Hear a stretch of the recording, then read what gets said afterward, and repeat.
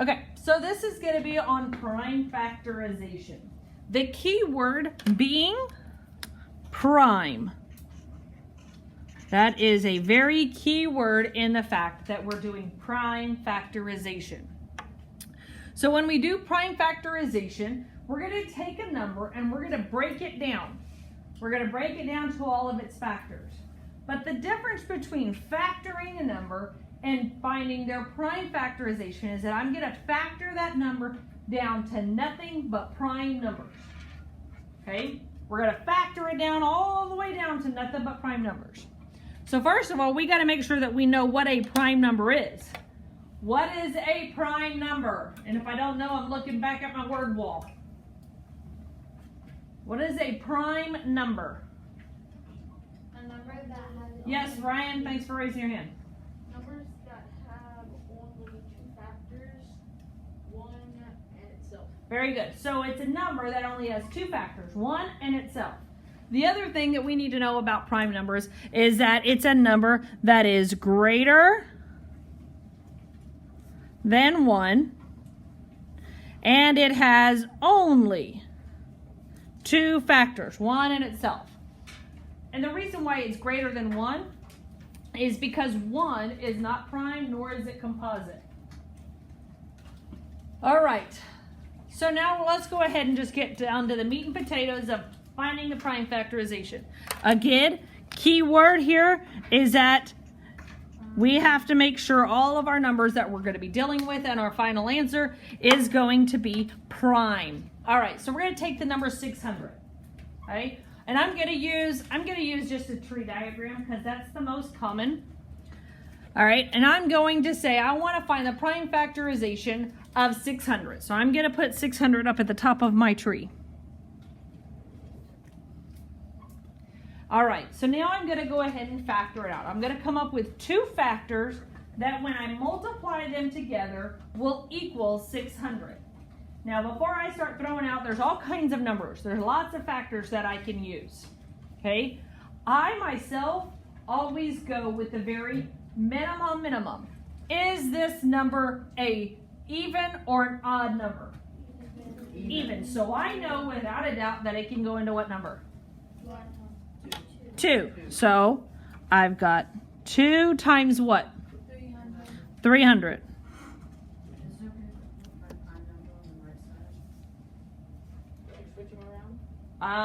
If you put it 300 times 2, that is fine. However, you're going to have to know that when I'm doing this one right here, it's going to factor out differently because your factor's on the other side.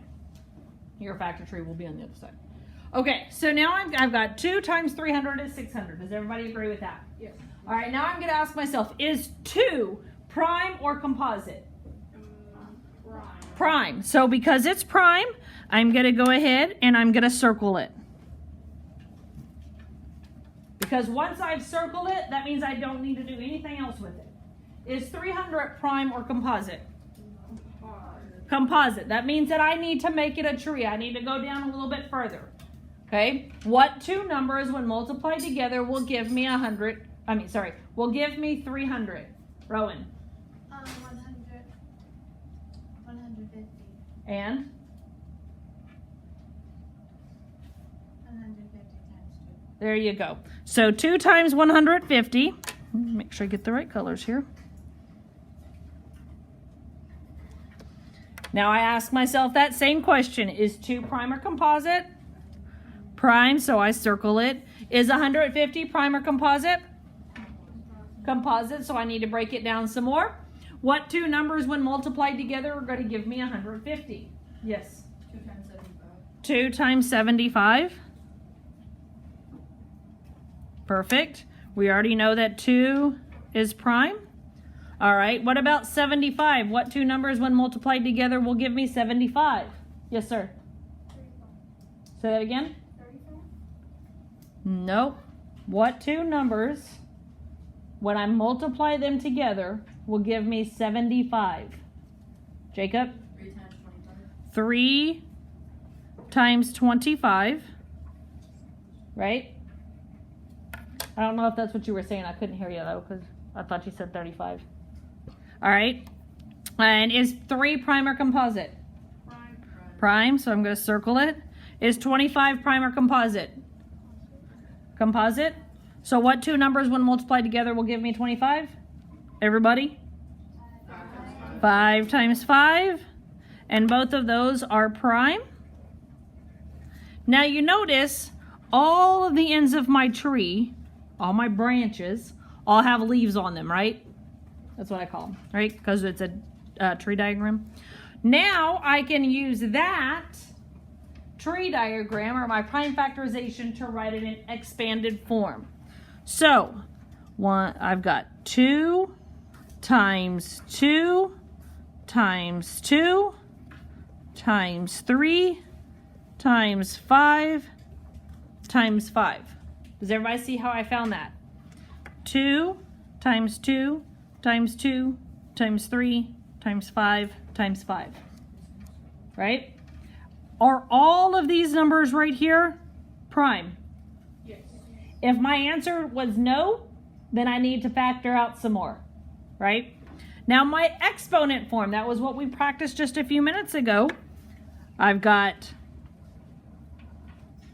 2 to the 3rd power times 3 times 5 to the 2nd power. If I were to solve that out, guess what number I would get? What do you get? 600. You would get 600. And so my prime factorization, prime being the key word here, would be 2 cubed times 3 times 5 squared.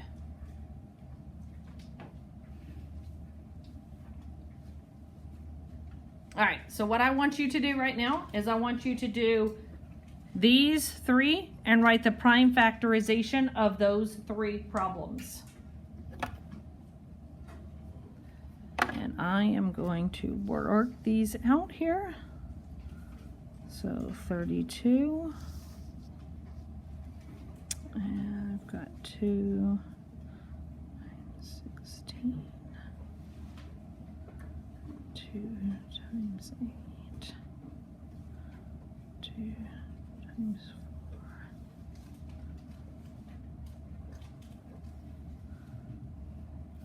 1, 2, 3, 4, 5. 2 to the 5th power. 132. 2 to